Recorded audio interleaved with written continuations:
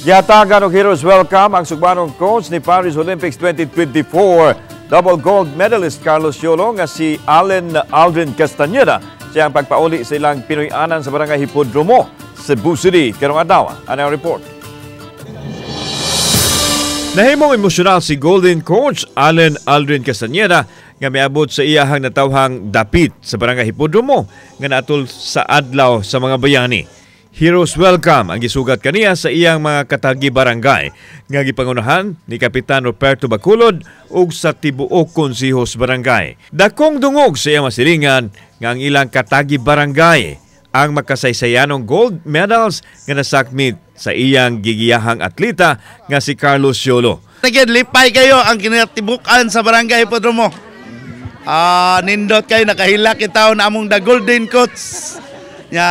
Kami po hagbay rami nakahilak sa kadaugan ba nga wa gid ay imposible ang usa ka barangay og mosadmit og mga sports naa gid ay tibok kalibutan naa gid kadaugan. Sulbong Barangay Hipodromo.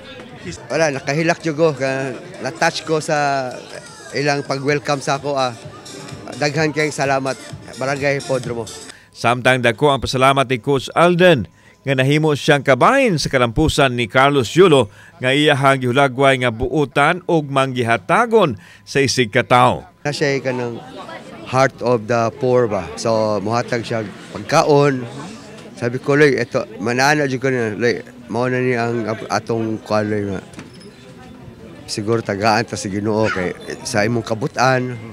Gipaambit usab nila ang sikreto sa double gold medals nga gisakmit sa Paris Olympics. Ako sa siyang giingatan ba na dili siya ma-injury.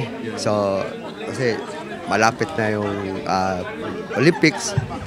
So mao na siya ang technique. Human sa Paris Olympics, nangandam na usab si Kaloy alang sa 2028 Los Angeles Olympics.